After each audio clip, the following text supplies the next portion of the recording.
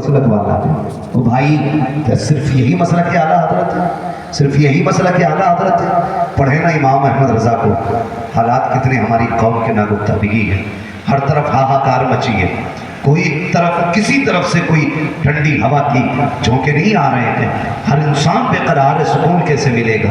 مجھے بتاؤ تو صحیح، جس گھر کے اندر بیٹا پیٹ بھر کے سو جائے، ماں باپ کی کروٹیں بدلتی رہے، اس گھر میں سکون کہاں سے آئے گا؟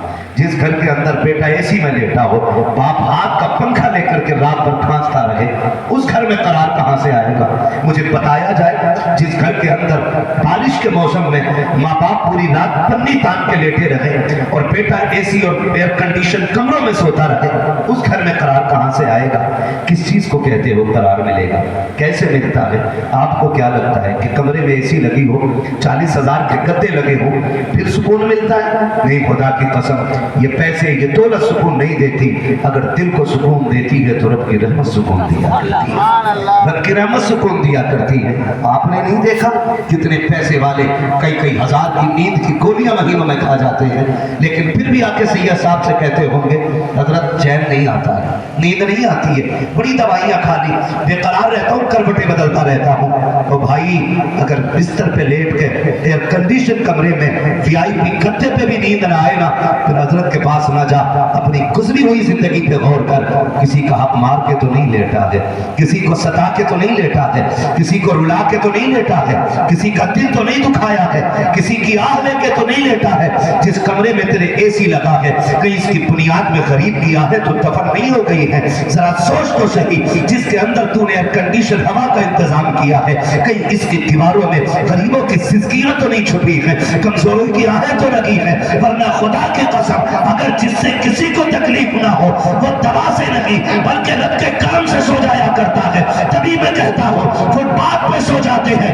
اخبار بچھا کر، مزدور کبھی نیند کی گولی نہیں کھاتا۔ دیکھو تو صحیح، کہیں کسی کا دل تو نہیں دکھایا؟ پورا معاشرہ چیخ رہا ہے، ساری دنیا چیخ رہی ہے، سکھ نہیں رہا، آرام نہیں رہا۔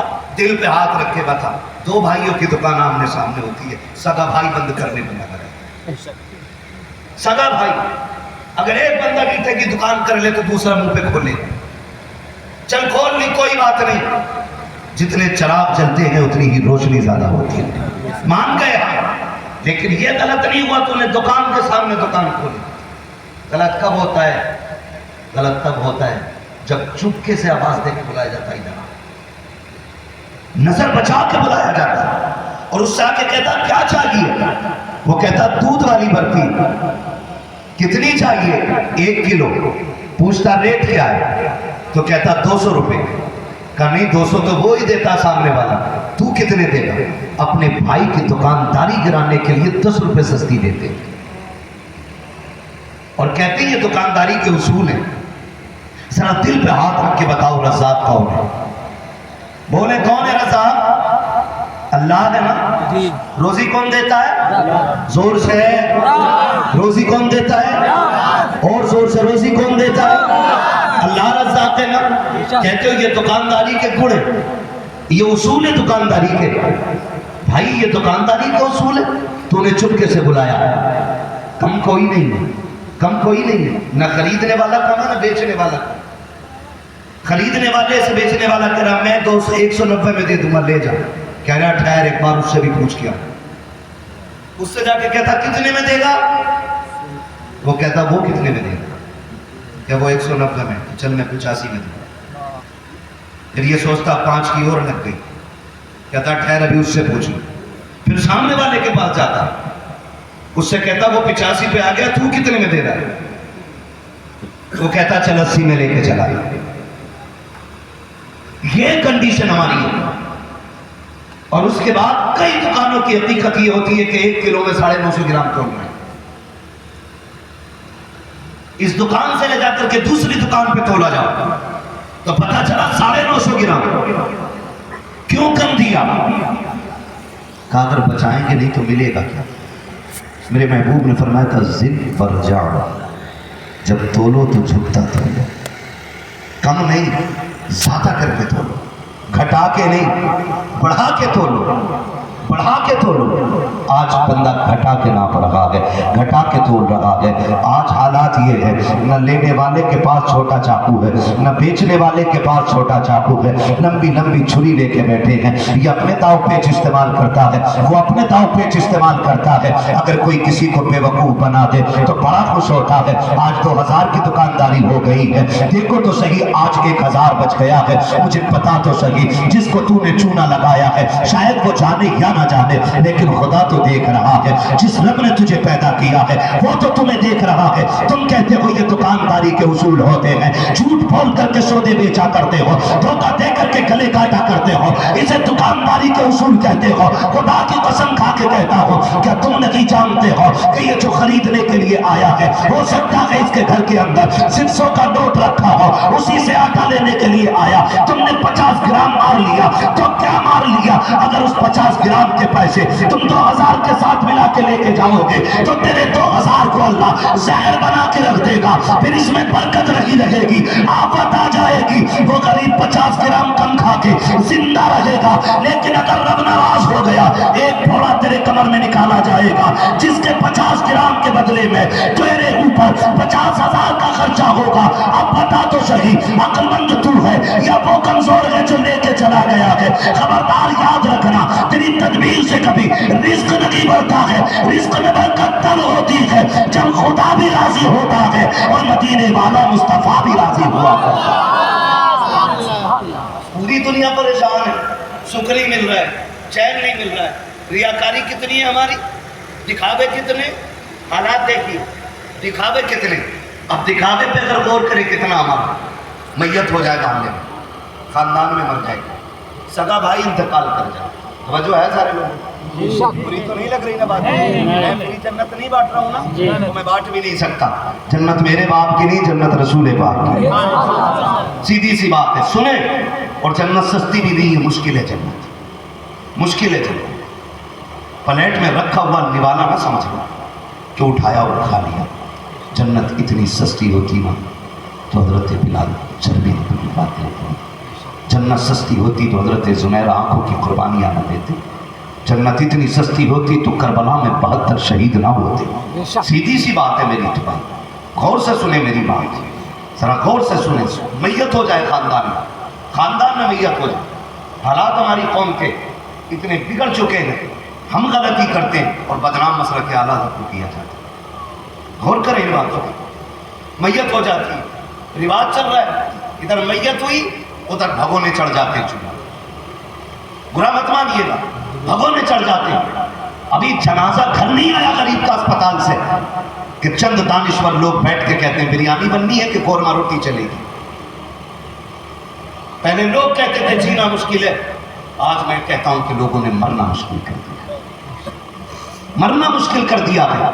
हालात इतने ना गुफ्ता भी, मैयत हो जाती है तो छोटे छोटे भाई बच्चे छोड़ के जाते हैं। सगा चाचा भतीजों को बुलाता है, गोद में लेके बैठा है आज, ताकि सबको पता चल जाए कितना प्यार करते हैं। लोग पूछते हैं ये कौन है? कहा ये यतीम है, भतीजा है मेरा, लेकिन आज के बाद मैं इन्हें बाप की कमी महसूस नहीं होने दूंगा। क्यों? क्योंकि सामने बिरादरी बैठी है, रिश्तेदार बैठे, खानदान बैठा है, सबको दिखा के कहता इसको मैं दुख नहीं होने दूंगा। बार बार सर पे हाथ फेर के कहता बेटे आज के बाद अगर बाप की कमी महसूस करे मेरा चेहरा देख लेना, कभी जरूरत पड़े मेरे दरवाजे आ जाना।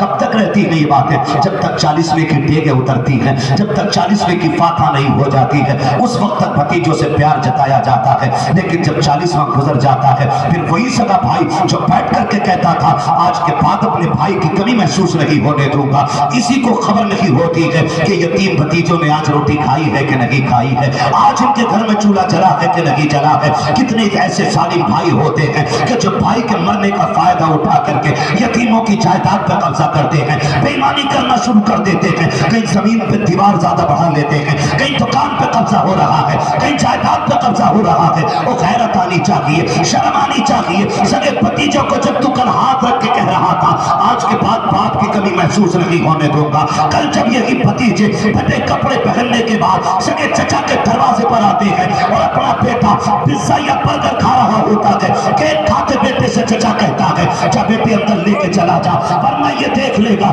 اس کی نیت پڑ جائے گی، تجھے کھانا نقصان دینے لگ جائے گا۔ اور غیرت کرو، اگر سگے یتیم بھتیجوں کی نظر لگنے لگ جائے تو پھر پوچھو مت قیامت کب آئے گی۔ خدا کی قسم قیامت تب آ گئی تھی جب یتیم بھتیجا بھوک کی وجہ سے تنہائی میں آنسو بہا رہا تھا۔ وہ تمہیں خدا کا واسطہ، ہم نے تو اس نبی کا کلمہ پڑھا ہے، اپنے تو اپنے، اس نے غیروں کو رونے نہیں دیا ہے، انسان تو انسان، اس نے جانوروں کو رونے نہیں دیا ہے۔ اگر پرندوں نے شکایت کی ہے تو اس کی آنکھ میں آنسو آ گئے ہیں، اگر جانوروں نے رونا شروع کیا ہے تو اس نے رونا شروع کر دیا ہے۔ بتاؤ تو صحیح یہ دل کب بدلیں گے، کب یہ سیاہی دور ہوگی؟ لوگ کہتے ہیں نمازیں پڑھ رہے ہیں، 5 وقت نماز کے عادی ہیں ہم، مگر مجھے بتاؤ تو صحیح 10 سال ہو گئے نماز پڑھتے ہوئے، لیکن چہرے کی سیاہی نہیں جاتی ہے، بد شکلی نہیں جا رہی ہے، کوئی چہرے پہ نور نہیں آ رہا ہے۔ نور کا مطلب سفیدی نہیں ہوتی ہے، نور کا مطلب گھوڑا ہونا نہیں ہوتا ہے، نور کا مطلب پرکشش ہونا ہے۔ تیرے چہرے کو تو پرکشش ہو جانا چاہیے تھا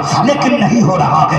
وجہ صرف اتنی ہے کہ ہم 5 بار مسجد میں جا کر کے سجدے کے لیے تو جاتے ہیں، کپڑے بھی چیک کر رہے ہیں، کوئی دھبا تو نہیں ہے، مسجد میں جا کے صف چیک کی جا رہی ہے، امام صاحب جھاڑو صحیح سے لگی ہے کہ نہیں، اس کو جھاڑ کے کہتا ہے اس میں دھول نکل رہی ہے۔ جب کوئی بندہ کہتا ہے اس سب میں دھوپ ہے، مجیت کا نقیب آواز دیتا ہے اور نادان اگر یہ دھول تیری مٹی، یہ مٹی تیرے دامن سے لگ جائے گی، تو جھاڑے گا چھٹ جائے گی، پھر بھی نہ چھٹے گی، پانی ڈالے گا دھل جائے گی۔ لیکن ذرا یہ تو بتا، یہ جو دل کے اندر میل لے کر کے آیا ہے، حسد کا میل تیرے دل میں ہے، بغض کا میل تیرے دل میں ہے، عداوت کا میل تیرے دل میں ہے، بھائی سے نفرت کا میل تیرے دل میں ہے، شکلوں سے جلن کا میل تیرے دل میں ہے، 7 سمندر میں بھی نہا لے گا یہ میل ختم نہیں ہوگا۔ مالک کیسے ختم ہوگا؟ کہا میری بارگاہ میں آ جا تو آنسو گرا دے، کہہ دے مالک میرے دل کو حسد سے صاف کر دے، تو آنسو گرانا تیرا کام ہے، تیرے دل کو صاف کرنا مجھ خدا کا کام۔